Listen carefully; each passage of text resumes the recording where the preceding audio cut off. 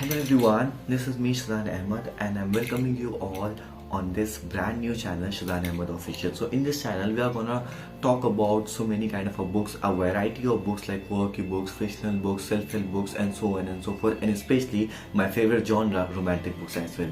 So without wasting your time, without any further ado, let's get started.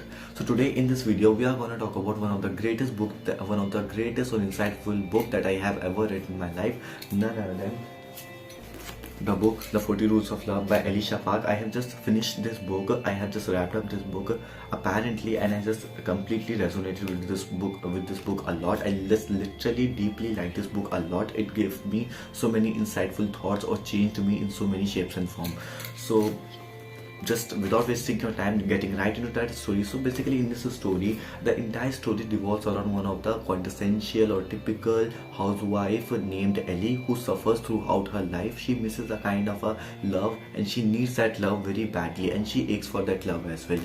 Given that fact that her husband David has so many affairs and her children treats her like a domestic servant, she keeps continuing her life in a kind of boring way, in a kind of a just a normal way.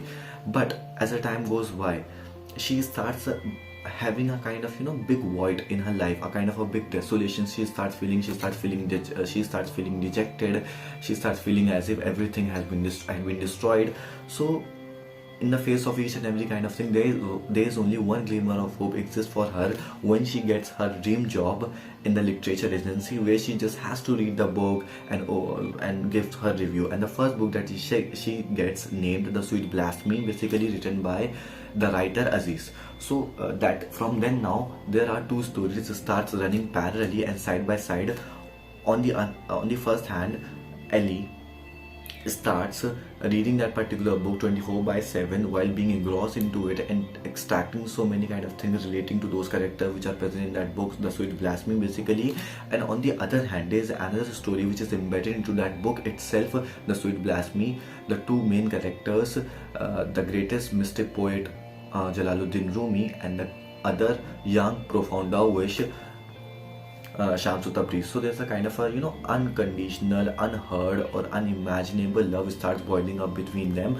So Tabriz starts getting, so the story starts something like this: when the Tabriz starts getting some sort of vision that he needs somebody and he needs to meet someone great in his life in order to relish that kind of a love that he literally wants to achieve it. So he just starts going through a kind of a long journey. So in his long journey of meeting up with Rumi, he comes across so many people, like prostitutes, like so many drunkards, so many beggars, and he comes across with so many people, even with those people as well who are deadly against with him and against his ideology as well. But although in the face of each and every kind of things, he shares his 40 rules of love. And I literally liked his 40 rules of love, the way he spoke and talked about those 40 rules of love a lot to the people, and I just loved it a lot.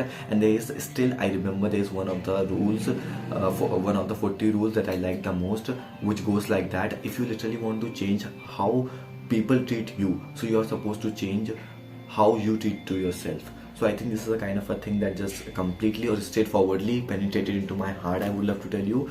So it is a kind of a bit romantic plus philosophical kind of a book. If you are someone who is looking out for a book which will give them insightful of how truly or greatly the love is in the reality, then just go for this book. It is a perfect read for you. But if you are someone who is just looking out for someone, a kind of romantic fairy tale, so stay tuned, my friend. I'm coming with a lot of content very soon, so you will be able to find those videos as well. But now in my conclusion, I would love to tell you, in my opinion, the kind of things which are written in that particular book, the rules which are discussed in that book, are way ahead of the times. I would love to tell you, the way the Quran verses are quoted over there in such a simplest way. Even if you are not coming from a Muslim family, you will be able to connect with it, you will be able to resonate with it.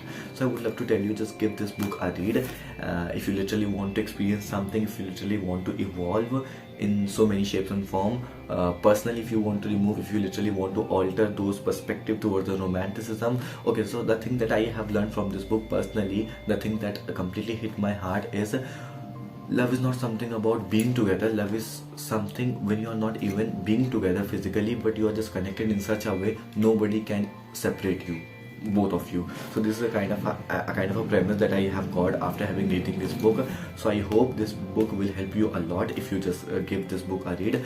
So until then, do take care of yourself. Bye bye, see ya, love you all, and don't forget, do subscribe, do comment, and do give me a thumbs up if you like this video.